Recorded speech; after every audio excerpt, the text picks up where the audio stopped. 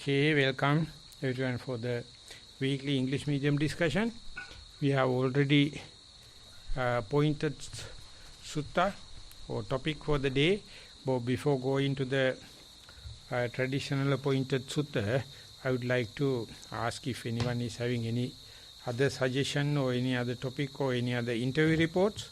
We'll take few minutes at the beginning, and finishing that we will be going to the appointed sutta, Purabheda Sutta from Sutta Nipada. Asrai Bante, we have not received any reports for today's Zoom session. Asrai. Thank you, Ari. No other any this thing. So we can go, Venerable Buddharakita, we can go to 8th one, I think now. 7th. He does not train for a desire for gain, nor is he irritated over lack of gain. Not hostile because of craving, he does not hanker after tastes. So again, this is again a major hurdle for, I think, for anybody beginning on the path. You know, anybody like who goes on retreats. They come here for a weekend or a day or something like that. They want benefits, and they want and expect benefits immediately. And if the monks say, oh, it's very meritorious to come to the monastery and to make offerings and to do some meditation, they go home and they feel disappointed because in their heart they felt like they were duped out of something, because they had in their heart a desire for gain. And so this is a very intrinsic property of all beings. They want gain. And if they don't get gain, they feel loss. They feel like they've been screwed over or had stuff taken from them, or they feel loss. And when you feel loss, you feel anger, you feel irritated, you feel annoyed, and you also feel hostile. And you have craving, and you hanker after a taste of something. So there's different kinds of tastes. So when you come to the monastery, maybe you wish the taste of, I want to be free from stress, I want to be free from anxiety, I want to be free from irritation. And then you're going home and you feel more irritated and more annoyed because you feel like that was a waste of time. I lost time. I could have been doing something else. I could have been entertaining myself. I could have been doing something better than this. And the same goes for monks or for so-called serious meditators then, where they want to be reborn as Maitreya, or they want to have some special psychic power. And it's really quite common. I've met so many monks at this stage who, in Burma, I met a lot of monks, even like lecturers and teachers of mine who were saying to me that they had no interest in enlightenment, that they had some other reason. They wanted to be reborn and meet Maitreya. That was surprisingly common, and I had one of the monks who translated for me. He was a lawyer by training. He had excellent English, and I mentioned it to him about Maitreya one day, and he said, "Yes, I want to see Maitreya. This is why I practice. I don't practice for attainment or enlightenment now." And there was another young monk I lived with again in Burma. He was very exceptional, had come here and ordained here in Sri Lanka, and had a degree from one of the universities, and had produced a dictionary of Pali and English and Sinhalese and Czech. Like he had this tri-dictionary, 3 different languages. Very clever guy, and he was memorizing the whole Vinaya. He must be one of the few Western monks I know who's really making an effort to memorize the Vinaya, and he wanted to develop psychic powers. No, there's a younger. He's a great. Yeah, have you? Okay, all right. anyway, he just wanted. He was like into Superman, into Marvel comics or something. He wanted to fly, and I was like, "But why are you memorizing the Vinaya?" But anyway, it's very strange, the motivations behind. So to stay on this track, to not train from a desire for gain, and not be irritated over lack of gain is extremely hard. It's extremely hard because we have this word chanda. That means to have an aspiration or a wish to succeed. And chanda is a very important spiritual quality, but we have to balance chanda with tanha, with these motivations of greed or desire for things. Whereas chanda is more a freedom from things. So, tanha is a desire for things, and chanda is a freedom from things.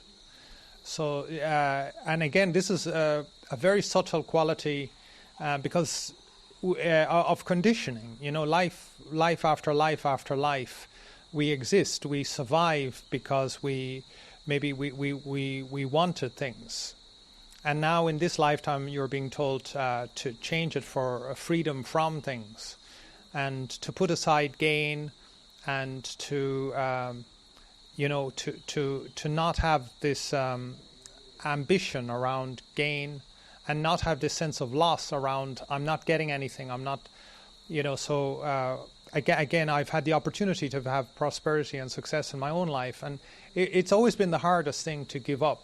Is like sometimes just having no money and standing there and waiting for somebody to pay or to help out or to deal with a difficulty. It can be something really small, like you can't get into a toilet because it's 50 cents to enter the toilet, or you go into a toilet and there's no toilet paper, so you need a few cents for tissue paper, or you're thirsty and you can't get a drink because the water is like $1 in a bottle and there's no tap. This happens in a lot of airports. And, or you can't eat because it's the wrong time of day, which can be very difficult when you're traveling because you can't make arrangements to get the food at the right time. And you're like, this was so easy to do in the past, and like, what is this about? Like, why am I having to suffer this inconvenience, that's so easy to fix, this sense of loss and a sense of, and then if I explain to my friends who have, nice house and car and kids are going to a nice school or whatever it is, and they're like, "Are you crazy? Are you brain damaged? Why do you want to be so self-destructive? Why do you want to be a loser? And to have that clarity and vision, to really have that sada. I remember the Burmese would always make a point about, like, to be a monk you need sada. You really need to have faith in the Buddha's teachings, because you don't know all the time. You don't know, like the Buddha talks about all sorts of things, and I have to say, I don't know. I don't know about these different realms. I don't know about these different mental states. And, does that mean that I'm an idiot? That I'm not able to achieve all these things? And, I can have that negative mind. So I have to be very careful of the script that I'm running inside my own mind. Am I talking to myself nicely, or am I finding some fault? So am I getting irritated over my lack of gain? So this is very important, and not hostile. Not hostile to this adverse situation is very difficult. To be suffering, to be in difficulty, and it often be very minor. Like I can't get into that toilet. Those people want some money. And not hostile about it. To be not hostile in a difficult situation is very difficult. That's a kind of a great battle to win.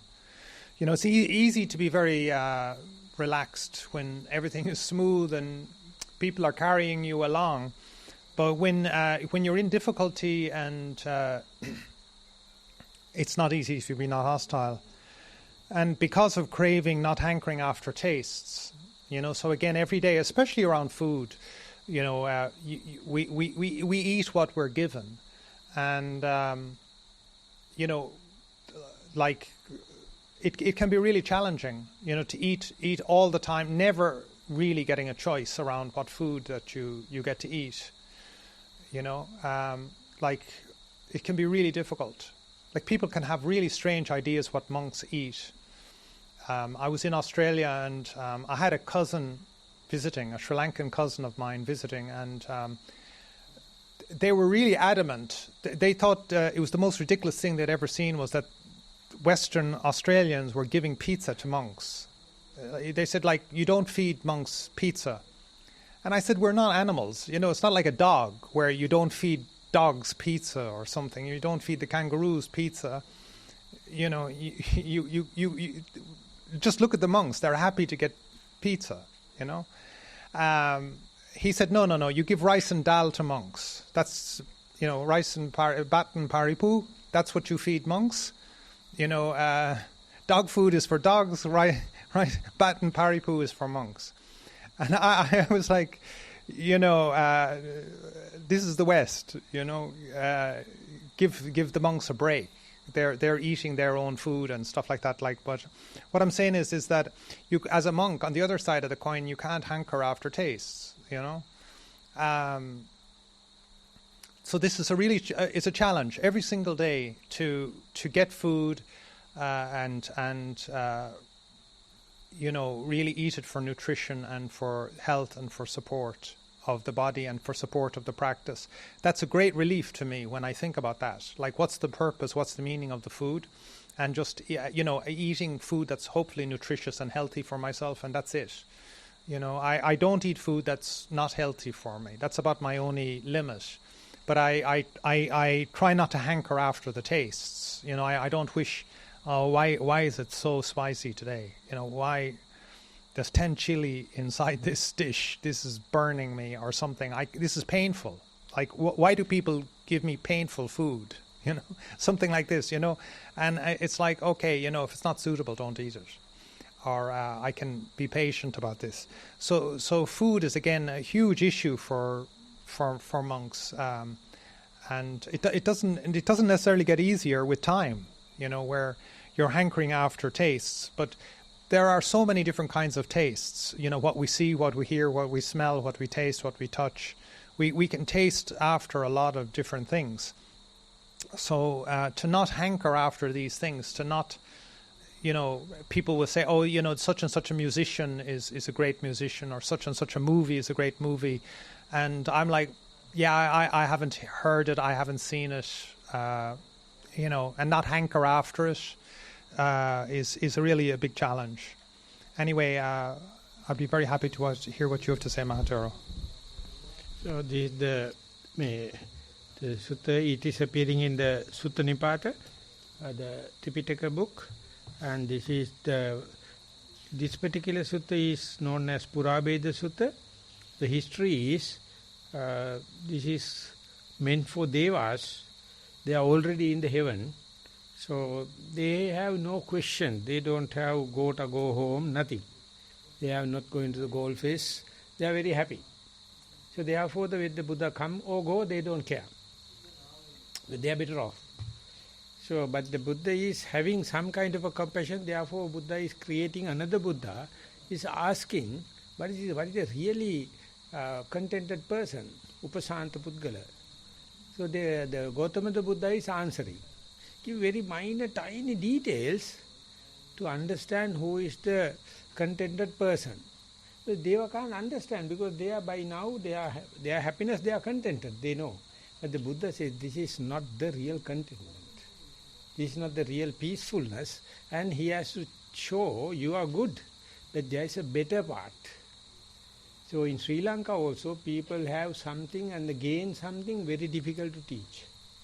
They are already thinking, why we are worrying about these ardent practices, because we are better off. When you are fallen, he says, I am sorry, I can't practice meditation because I am fallen down and I am very desperate. But when you have become better off, you never listen. So therefore these suttas are completely talking in a different way, explaining the better to the good people. You are already good, but showing and convincing them there's a better way. So therefore the points are very subtle, very sharp. Only through knowledge you can understand. Otherwise it is not giving a hiatus. It is not giving any impact.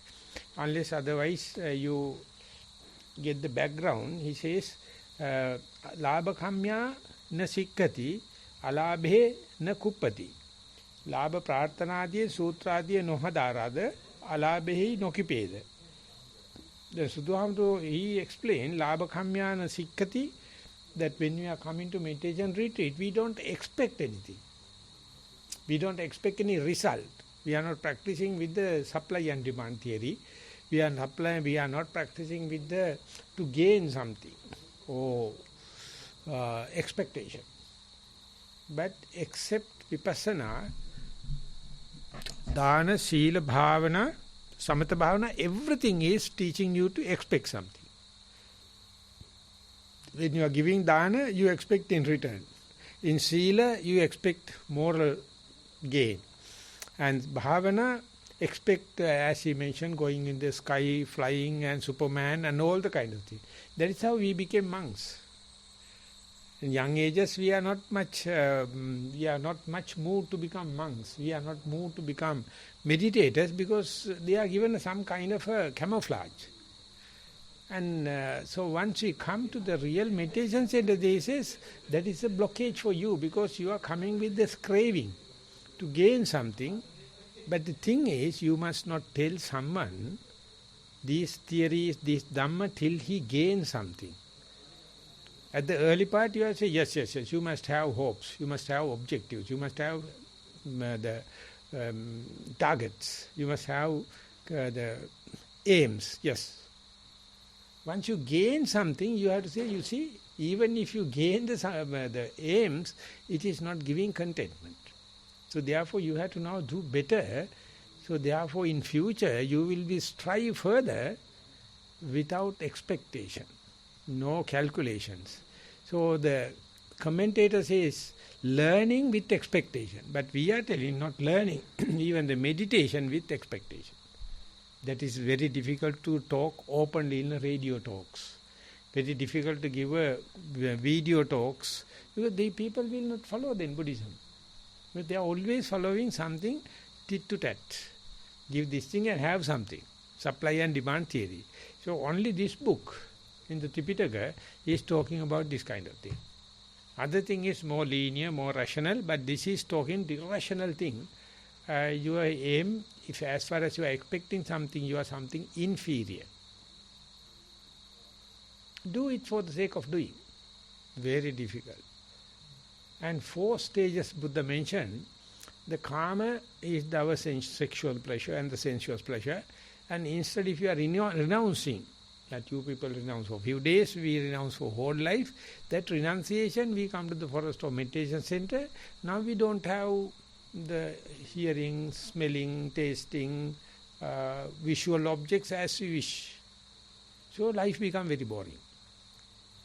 So there you have to understand, don't expect that kind of a stimuli, sensuous stimulations or sexual stimulation, because this is less harm to the environment, less harm to your future, less harm to your fellow beings, but it's boring. So in order to avoid that boredom, the Buddha asked, keep the object, keep the meditation into fix into one single object. When you are sitting, you know you are sitting. And consider it as a big achievement. When you are sitting, you are with the breath. I am with the breath, big achievement. When you are walking, you are breathing with the left leg, right leg. So hardly any person can be happy. When you are sitting, you can be aware that I am sitting or smelling, breathing or walking. Once that comes, the calm desire or sensuous desire will be replaced by your meditation object. Meditation object becomes the second replacement. So we are now in the philosophical sphere, religious sphere, and the material sphere. Slowly what happened is that object also slowly becoming less attractive, less gross, become subtle, and then again you become lethargic, boredom, monotonous, and sleepy. So you can see in the meditation hall how many people are sleepy. Sitting and they are dropping. And while walking also they are feeling sleepy. Because that the object become less and less conspicuous, less and less prominent. So that is the fourth stage. Buddha says someone must be very, very careful. Go with very real expectation. Then it is not very hard thing. Still you have to maintain the vigilance, maintain the diligence, maintain the mindfulness. This is only possible for human beings, no other beings. Even the Yakha, Deva, Brahma, they can't do it. So therefore, this losing your ego in 4 stages, Kama replaced by Kama Sanya, then Kama Sanya replaced by Rupa, Rupa replaced by Rupa Sanya. Each time you feel bored.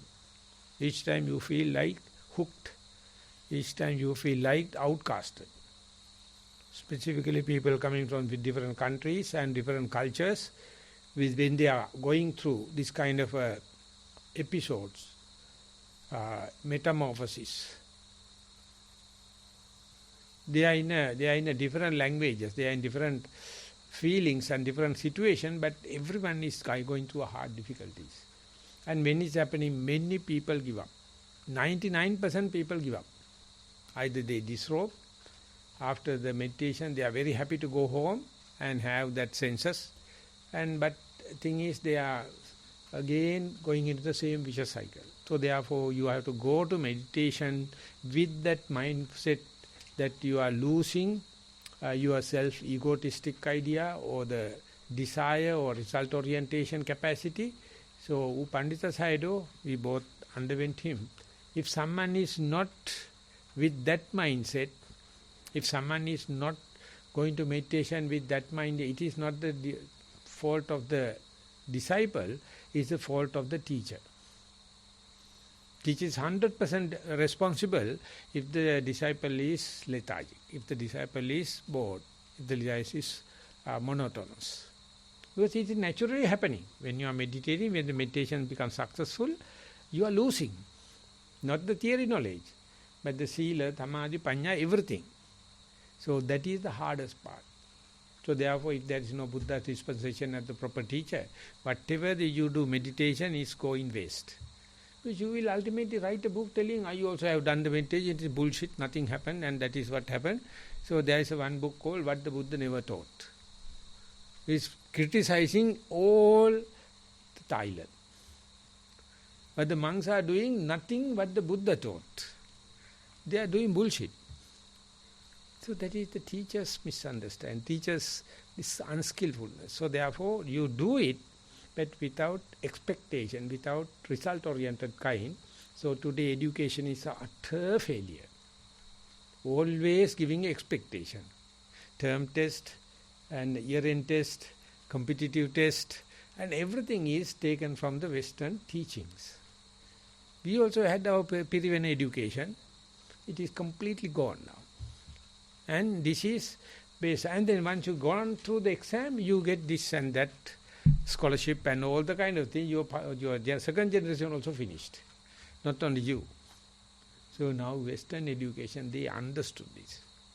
The Buddha taught 2,600 years ago, labha kamyana sikkati, don't do restraint with expectation, alabena kuppati. When you are losing something, don't angry telling that this is because of Gota, this is of the government, this is of the climate, this is of the thing. It's lost.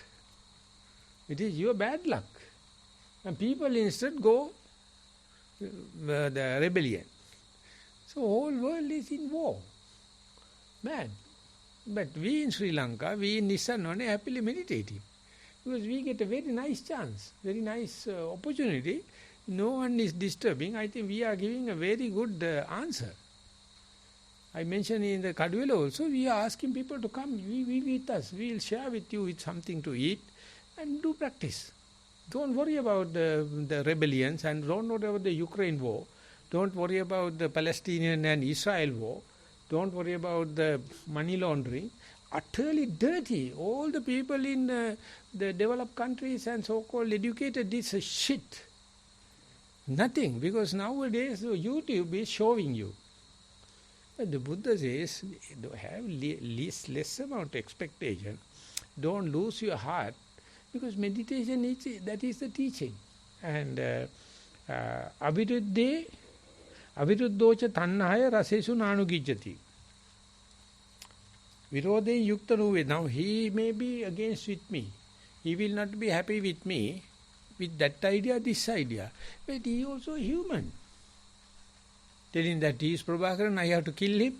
That's my prime important thing. And if he is taking a sword and telling, if you come like that, I also kill you. I mean, that is the way Viruddha. Sectarianism. That is the whole thing happen in the religion. Each and every religion has holy wars. And then it is not giving any peace. But instead, if you become mindful, you understand we can agree to disagree. No harm. I am so happy, whole my life there were some other foreign monks. And this man says, Dhammajiva, you are wrong, and no harm. I feel you are also wrong, no harm. Because we are meditators. We are learning to disagree, agree to disagree, and other people appreciating we are living together. We have different desires and we have different fulfillments. Still we are living. That is called Aviruddha Pratipada.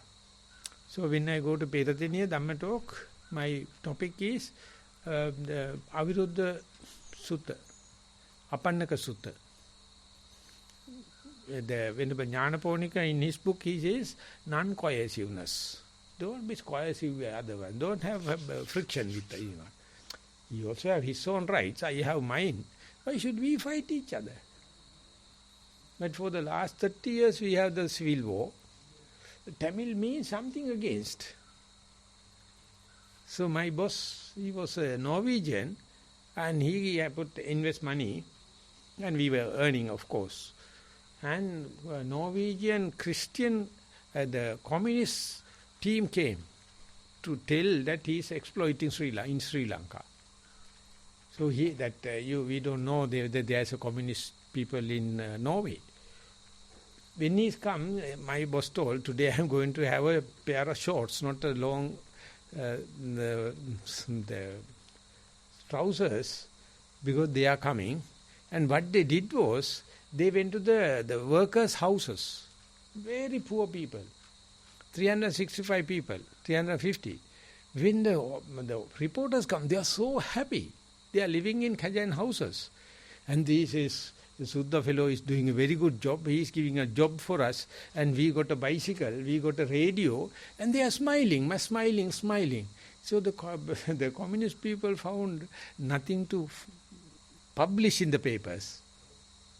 And he says, when you come, let them come. Of course, we are making money, no problem. Let them have. Don't again go against with them. They will never interview you because you are a local person. They will go to the servants and they will interview me and telling exploitation. But don't get worried about. And that is the basic idea. The Aviruddha Patipada is the Apannaka the Appamada. Appamada means be ready for anything to happen. Don't think this must not happen. Such a thing not available on the earth. Anything happen is legal. This can be possible. Therefore, aviruddhocha tanhaya rasesu nanugijjati. So therefore, I like this, therefore I don't like it. I like this, I don't like this. So liking is the one make this kind of discrimination. So we think discrimination is due to dislike. No. Liking is the one making the discrimination, and don't chase by your own desire. That is called pleasure principle. He is using the term hedonic pleasure. We all, animal beings and human beings, always searching what you like. and chasing going there. Don't worry about your precepts. Don't worry about the restraint. And that is what happens in the younger age, our age. We are just chasing by, just like a moth jumping into the flame. And they get burnt out. So exactly the same thing. So today is the best example, I think. With Corona, with this Russian war, and the collapsing of the economies, and the bankruptcy, people can see still they are chasing, they expect the results and expect the answer from the government. They never think they have to change. They never think they have to go get into with the nature and grow something and eat. No, we must have gas. 40 years ago, we never heard the term gas. About 40, 50 years ago, we never had electricity. 50, 60 years, we never expected on the petrol and diesel. We pedaling with the bicycle and going up and down, collecting water. Now these three just waiting at the sea whether the ship is coming or not. And we are finding fault with the government. You bloody fellows, you never calculated to have this kind of thing. That is why the bankruptcy. So people go into still the gold face for fighting the government. Bloody fellows, they don't know they have the 2 hands and 2 legs. Go to the forest and grow. Eat something green. I mean, it is better than all the junk they are expecting out of the gas cooker. They don't understand. And government is give a tit-to-tat fight just to keep the people tense and occupied. And that is very, very easy for them. With the emergency and everything, the governing is easier. So today everything is gone bad because no transport, no deliveries. People don't know how to go to the forest and live alone. They always think the government should come and delivery vans have to have and the gas has to come and all the kind of thing. And to go and have a cigarette and have a chat in the pub. So Buddha mentioned earlier, now very happy, we are now again faced with the same thing. So we are happy with different cultural people from the different cultures coming and presenting there. We are everything in the same boiling pot. So that is my interpretation about the 858 stanza. Labha kamyata, labha kamyana sikkati, alo alabhena cha kuppati, aviruddho cha tanhaya rasesu nanugijjati. So this is nothing special, but to adjust yourself and have a middle path.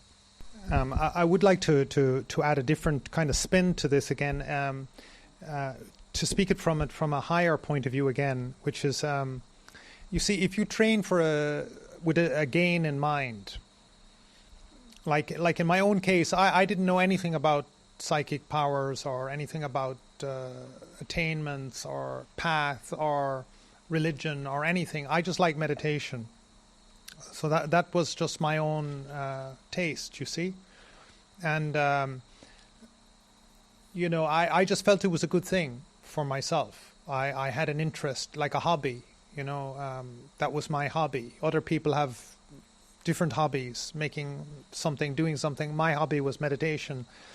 And I didn't know anything about how meditation can bring you somewhere or do something for you. So I had no idea about gains in meditation. For me, just doing meditation was a hobby. Like it was like play. Maha Thero mentioned hedonic pleasure, but there's a different kind of pleasure like flow. So when you're meditating, you can enter into a kind of a flow state, and time is passing by, and you don't care. It's a pleasure in its own way. If you're in a nice flow state, and like if you know nothing about meditation, then the meaning doesn't really matter. It's like, well, I just like doing this. This is my hobby. This is how I like to pass time. And so I found that quite beneficial because I didn't have any burden that I had to prove anything to anybody. It was for my own pleasure, and I enjoyed doing this. But the thing is like actually there are benefits in meditation. So sometimes when you practice these things and you just do the work, then you naturally come to the benefits. And if I had an idea that I was after something or a gain, I wouldn't have got those benefits, because that is the wrong cause and condition. I wouldn't have got the effect that I got out of meditation if I had followed the path of looking for things, because that wouldn't have been the cause and condition for the benefits that I did get out of meditation. So as Venerable Dhammajiva mentioned, like these last few years have been catastrophic in the world. But here in the monastery it's just been very nice. And I've mentioned this in the past, like a friend of mine does astrology, so I had her cast my astrology. And she said, oh, these years are very bad for you. And I said, it may be true. I don't criticize this astrology, but it hasn't been bad at all because of wise action, because I was in the monastery and I was protected by the sasana. I was protected by my actions. I didn't have a bad time, even though my astrology says this is a bad time. And so it's not always written. You know what I mean? It's not written that your bad time is a bad time because of a change of actions. So, this training without desire is very important if you really want to be super successful. If you want to be incredibly successful, you have to practice without desire. Because if you put in a desire, you will only achieve that desire, and then you stop. The people who make spectacular results, they'll tell you, well, how did you come across? They said, it's unbelievable. It's unbelievable. I never imagined this. Why? Because I wasn't aiming for this. I had no idea that this is the result. I was just doing it because I enjoyed it. I did it because it was my hobby. I did it because it was fulfilling for me. I didn't expect this breakthrough. I didn't expect this result. And it's quite remarkable when you speak to people who have incredible achievements. It wasn't what they were after. A lot of the time it wasn't what they were after. They had other goals. So it's very interesting to talk to them about what was going on for them. And then this not irritated over lack of gain and not hostile as well. What it reminds me of was that even difficulties can be a great teacher if you have the right mindset, And Ajahn Chah often talked about how people would ask him why was he so wise, and he would say he had made so many mistakes, he had done so many stupid things, and I feel the same. I know so many blind alleys. I've been down in most of them. And, I often say to my students that, I've done more stupid things than you have. I have great imagination in stupidity. I've gone down so many blind alleys. If I say to them, if I can try to help you with your meditation, because I've done all the stupid things. There isn't a stupid thing you've done that I probably haven't done. And I can save you the trouble of doing the stupid thing that I did before. Sometimes I can't tell you how to meditate, but I can definitely tell you how not to meditate, because I've done all those stupid things, So not being irritated over my lack of gain, not being irritated over all the stupid things I've done has been very useful, and learning from them. It was just a lesson. It was another teaching to me, Bow down to, I say to myself, bow down to all my teachers. And most of my teachers were idiots, Most of my teachers, were my own stupid mistakes, my own stupidity. That was the greatest teacher I ever had. And, I'm really expert in how not to do a lot of things, So that's just a different spin on this. So it's... if you really want success, you have to put aside this idea of gain, because it's not how you will be successful. You have to follow the path. So, to add something that I have met so much of people, young children and the people, they completely achieved what they aim for. Next day they commit suicide. Australia itself, 4 children committed suicide after the passing the exam. And nowadays Japan, suicidal rate per 1 month. Unbelievable. They are the top, how do you call, gross national production. And I told yesterday also, the Switzerland, they prepared a new coffin. You can go there and switch on, 10 minutes time you will die, and you can use the same thing as a coffin. It's in the market now. This is the richest country. It's a commercial product. And government give the authority, if you are buying it, you have rights to commit suicide. There's no use of living. But doing meditation for the meditation, not for the gain, you are living for meditation. Not for gaining the samatha dhyana or the margapala, nothing. Just doing for the sake of doing. So that is the point where the aesthetic thing happen. The love, the nature, natural thing happen. But if you are chasing behind, you are always like an animal. You are like a reptilian, like a chasing behind the prey. But of course at the beginning it is the case. After a while you are doing for the sake of doing. So when it is happening, you are in contentment. So nowadays, very difficult to have that mindset because all the educational centers or academics are making you chasing behind something. So then competitive each other, children don't love parents and the teachers have no religion, they are chasing behind. Ultimately once they gain, commit suicide. No use, what is it?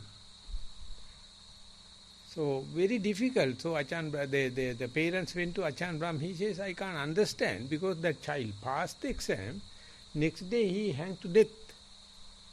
And he says, only the karmic force I can understand. Parents, they find difficult to face the world.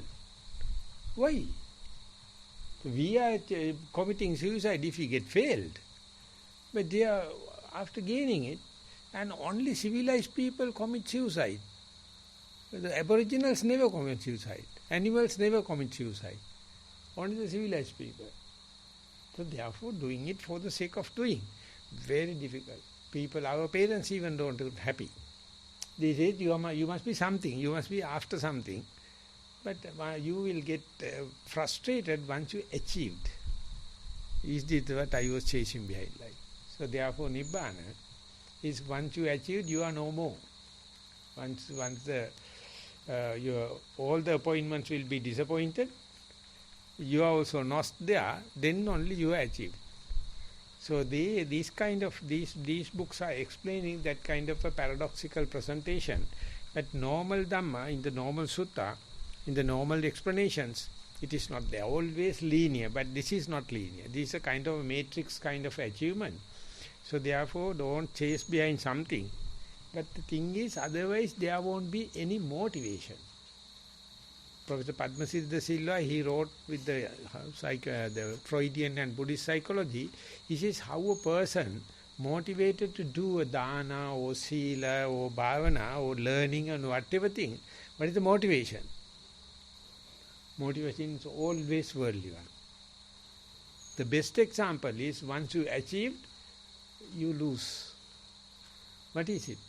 But the Buddha is the only one. He is changing the motivation one after the other, ultimately go into the boundless situation, no boundary situation, and you are no more there. Nowadays also we have that kind of thought moments. We feel like losing the control, dementia, no short memory gone, and fearful like. So meditation is to go up to that level where you are not understanding, you're not justifying yourself. Anyone to talk? Yes, I'm very happy to hear Bente talking like that today, because I think in the West, time is money. So it's like that. There must be a result, because time is money. And when I take my country, I'm from France, we have a very good social network, medical network. And during the COVID crisis, we were very lucky because the government helped people a lot. But still, I feel like most people thought it was not enough. Even the government was helping a lot. So people are not contented with what they have. So I think Bente should go and open Satipatthana school in France. That'd be a very good idea because it's very needed over there. And I saw many American countries, they can't afford the household, they are living in a homeless situation and completely take refuge of drugs and no ethics. The police can't do anything, mayor can't do anything, devastating. Going on because they can't understand the ethical responsibilities. They can't understand the aesthetic part of our life because time is money. So you are chasing. Even after getting whatever you like, then what? Lost. So present, but that few years ago, maybe 7 years ago, the maximum the suicidal rate was recorded in Sri Lanka.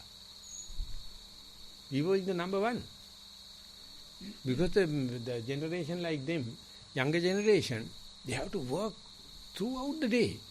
They have to satisfy the wife, wife's mother, wife's father, my mother, my father, my children. They are like dragons, sucking. They never give any chance for the money earner to be peaceful. And they are also not being taught about. There's something called like mindfulness or something like that. So ultimately exhausting. More the salary increases, the demand is increasing 3 times. So committing. And now I think Sri Lanka is number 3 or something like that. The committed suicidal rate, because of the way we are being taught, we are being trained. And we are so accustomed with the tension. It appears as a second nature. When there is no tension, we are committing suicide. Sudhamso?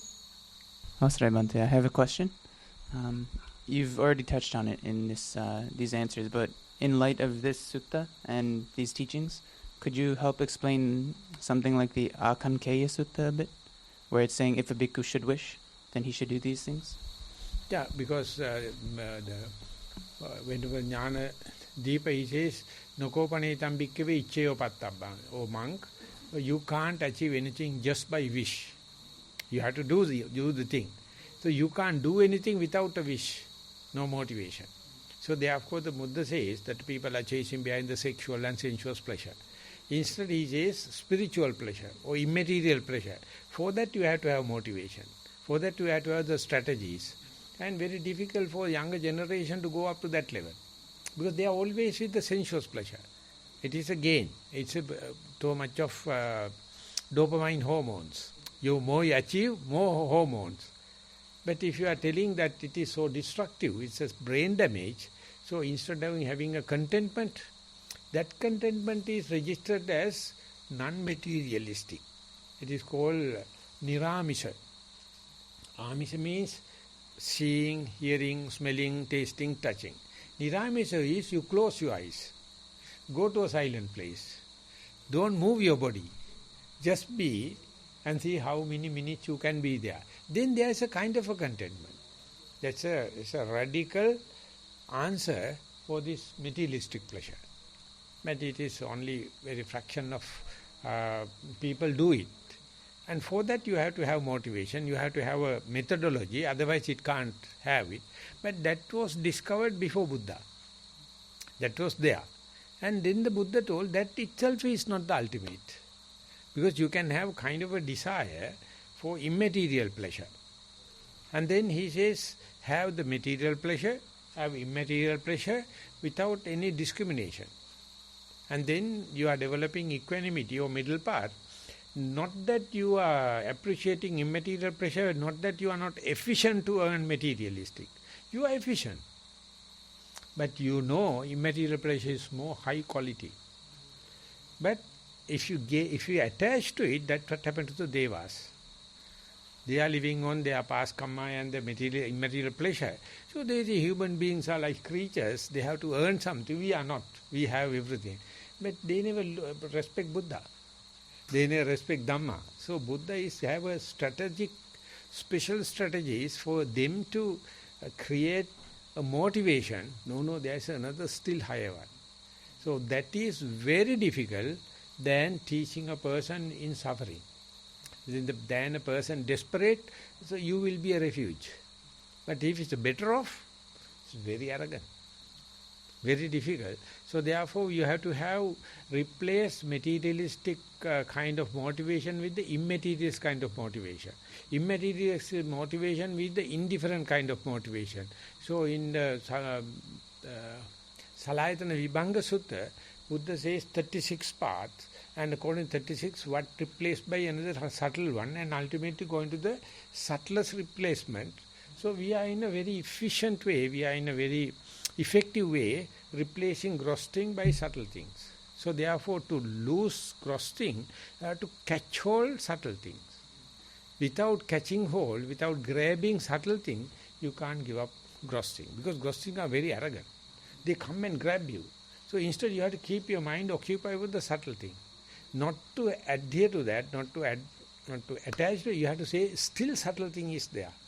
Once you go there, you will see still a subtle thing, and that kind of evolution stopped for human being for millions of years ago because of the materialistic gain. When the science came, technology came, and infrastructure came, people thought, why? We have all the kind of thing, and our parents did not have, we are having. So they thought that is it. But it's another bait. So you have to have a motivation. Only Buddha is teaching the evolution of the motivation. Other people have single motivation. It's bad. Buddha says motivation is evolving. That is called, in economies, they say economies of scale. Once you develop a company, once it comes to the saturation, it will start to collapse. You have to reshuffle it. Otherwise, company will collapse. The reshuffling in Vipassana automatically happening. You are leading to the subtle to the subtlest, and that is the way it is happening. That path, never you can explain in the linear method. It's a matrix. Linear method is what we are in learning today. It's good, but it's very, very limited. But this inward journey is not a linear one. It's not a, you can put into a technical writing. You have to experience it and do. I don't know whether I have sufficiently answered you, but I hope I understand your question. Thank you, Bhante. Okay, another 5 minutes. If someone is having any idea, now we'll go to the next stanza. Equanimous, ever mindful in the world, he does not conceive himself to be equal or superior or inferior. For him, there are no swellings. So here we're getting down to this idea of atta, or core, or sense of self. And whenever we meet another person, even if we know that person with a long time, we immediately have this experience of assessment. You assess the other person. So am I equal or superior or inferior to this other person? And the enlightened beings don't have that assessment of another person or of themselves, because it's when you meet another person and you say, am I inferior or superior or the same as, I'm also judging myself. So I'm judging myself and I'm judging the other person, and you can see this with the animals. All these beings are assessing themselves and the other person. Am I equal to this person? Am I superior to this person? Am I inferior to this person? Am I as strong as this other predator? Am I equal to this other predator? Or am I inferior to this other predator? Am I going to be eaten? Or am I eating the other person? You know what I mean? Like, you see this all around you in nature. And it's interesting that when the Arahants were enlightened, when they would go to the Buddha, they didn't say, I'm enlightened, or they didn't say that I have some special knowledge or power. They would say, this is unique. So there's four possibilities. I am superior, I am inferior, I am the same as, or I am unique. So they would say to the Buddha, this is unique. This is unique. So in other religions, there's always like, we're better than you. You know, God is better than everyone. God is better than, our God is better than your God. Because we're members of this God club and tribe, we're better than you. we're here to teach you, we're here to missionary you, we're here to change you. But if you want to be an individual, you have to become a Buddhist. This is unique. This is unique. And other religions will say we're all the same. We're all the same. We're all brothers and sisters. We're the same. We're you and I are the same. We're not the same. No, none of us are the same. Even if you look at Siamese twins, they're not the same. Even though they're Siamese almost in the one body, they're not the same. They're unique and individual. And the worst thing you can do to another person is to not see them as individuals. Like Putin to the Ukrainians. There are no Ukrainians. They're all Russians. China says Taiwan. Taiwan, yeah, same thing, whatever. Luckily, India is not telling something to Sri Lanka. Yeah, but we're all Indians. But you go to India and there's, there are A to Z of humanity going on in India. There's top to bottom of Indians. So we're all brown. You say we're all pseudo-houndros. We're all from different countries. Do I say to you we're all bloody Indians? You know what I mean? Like, because you're brown. It's like ridiculous. We fail to see the individual. Everyone is an individual. So, this is really the ultimate training. This is you're an arahant if you understand that sloka here. So this is not trivial. Equanimous, ever mindful. Equanimity, is extremely difficult. Everybody wants to have metta. Everybody wants karuna. But, what's the Buddha? The Buddha isn't talking about metta or karuna here. He's talking about upekkha. And this is the most difficult, especially in difficulty. At least the protests here have been very peaceful. But they haven't been equanimous. They want something. Go home. Goldfish. I'm just saying, this isn't equanimity. It's peaceful, but it's not equanimous. Equanimity is very difficult. And peacefulness, is difficult too. That's difficult. But equanimity is even more difficult. Equanimity is not doing things for gain. So ever mindful. Again, to be alert, to be switched on, not turned off, not to be asleep, not to be drowsy, not to be toprous, to be paying attention and giving attention. Like if you're with your children, mostly children want attention. And, you can be very tired as an adult or as a parent to give your attention to your children. But that's the thing that they most want. Daddy, they want attention. So to be able to give your mind to whatever it is that you're doing, is a difficult task. So this is a very difficult task. And in the world, he does not conceive himself to be equal or superior or inferior. So how does he perceive himself? This is an individual. This is unique. For him, there are no swellings. So it's differently translated as swellings or haughtiness. But in the commentaries, they also mention that there's different kinds of swellings. The swellings of greed, the swellings of aversion, the swellings of, conceit. So there's different kinds of swellings. Like when you puff up, why do you puff up? Some people puff up because they're angry. Some people puff up because they're full of themselves. They're conceited. Some people puff up because they're greedy about something. So there's a lot of reasons we puff up. Buddha's example is when you are planing the plank, the rough one. So puffed up thing will be cut off.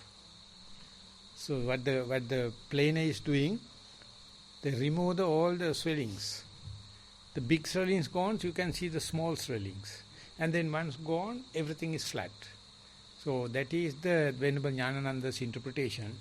When you are planing a plank, you can see bumps. Yeah. These are the usada. Yeah. Like the worst thing you can say to anybody these days is "I'm normal."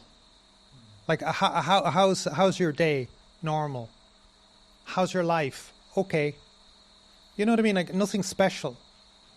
Dhammajiva knows my phrase, no news is good news. Like, I'll come in and I ask him, he comes back from Kadawala, I'd say, so what's the news, And most people are like, there's no news. And I'm delighted, no news, like no swelling, no swelling. I'm happy when there's no swelling, but most people want to hear swelling. They want to, that's the news. Special, yeah, it's special. What's special? Something special. And they like special bad. I met this guy, he's such an idiot. I met the president, he's a total idiot. That it's perfect. It's like we don't want swelling big. I met somebody and they're very amazing. Okay, I can't get there, but I met him and he's a complete idiot. Oh, that's very good. That's the perfect swelling. So the Bill Gates and who is the other person? Well, Bill Gates, yeah. I met him, he's an idiot. Another person is now very famous, Musk. Elon. They are bloody idiots. But they have swollen up now. And everything is depending upon these two idiots. Yeah. But I'm just saying, this is swelling. This is swelling. This is the idea. So to be, for somebody to say, why have you been a monk all these years? Nothing, Nothing special. And then it's like, this guy's a total idiot, And it's this nothing special, nothing swollen. Yeah, it's this idea of evenness coming back to equanimity again. But and the previous verse we were talking about no gain and no loss. Again this same in the next equanimity and no swellings. So this is a very difficult idea. A lot of people think that Buddhism is boring, or meditation is boring, or there's nothing special in it. But it's actually very subtle. This is something very subtle, and again you have to remember he's teaching this to the devas. So, these are beings that are enjoying wonderful conditions. Born lucky. Yeah, these are the born lucky guys. So, but they're very intelligent. These are very smart beings at the same time, and their idea, they like subtlety. Like Venerable Dhammajiva was talking about coarse and more refined. Visuddhimagga means going to refinement. So these are beings that actually do like refined things. So they are very quick and they're very refined. So that's why these teachings can be quite subtle anyway, So these are very lofty. Okay, now it's a time to finish. If anyone is having, we can have 1 or 2 minutes. Otherwise, we are going to sum up. Okay, thank you very much for the participation. Yes? Avasara Bhante. So, just for the sake of understanding, to kind of summarize things, these sort of teachings are for the sake of understanding what it's really all about, this Dhamma, in the sake of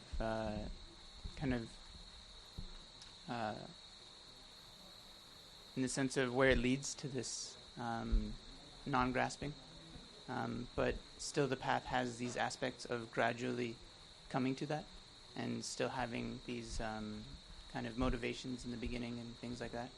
Because sometimes I find it very hard if one wants to practice without any of that to begin with. Yeah, that you have to understand, this is not for the beginners. Mm-hmm. Once you started, due to whatever made the motivation, and once you achieve something, and if you think it's a big thing, you have to tell, no, it is not a big thing, it's a thing. So better things are there. So it is comparing with the good and the better. So it's very subtle. So therefore, specifically for the monks and the residential yogis, you have to keep that window open. You all are better guys. You are born lucky. That's why we came here. But still, the subtle parts are there. For that, most important thing is innocence. Once you gain, you become arrogant. Who is you? Who are you to teach me? I have already done. Without you, I can do. But once you know there's a still subtle thing, you have the innocence. So that Thomas Merton, he was somewhere in Canada also. And he says, as far as you are innocent, you are in the paradise. When you are going to search in terms of knowledge, eating the apple, you deprive of the paradise. So come back to the paradise and be there. We are all equal and we are very innocent, ready to listen to him, And then we are just like children, we call beginner's mind. And it's another complete type of interpretation of the Dhamma. But I would say it is vipassana. It is not in the dana, sila, bhavana areas, but once you are successful, only you are qualified to become vipassana. There you still see the faults of dana, faults of sila, samadhi, and you gain. So therefore, it is something high protein diet, not for the young children. You are too young.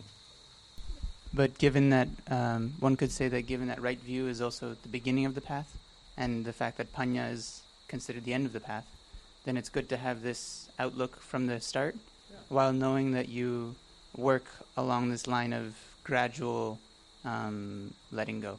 And so you still need to work with desire, still need to work with motivation and energy, samadhi. So that is your prime duty. Go back to Canada and teach bloody fellows about the right view. But very difficult. Because they are completely based upon wrong view. So what best thing is mind your own business. That's why I came here. Practice. And then just say, we are happy. We are brothers. And then they will see why without anything, how can they become happy and contented.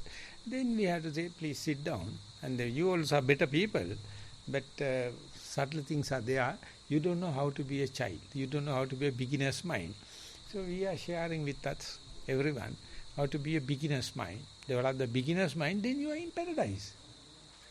Simple. Not become childish, but childlike. Okay, thank you very much for the participation. We are preparing for the Pindapata.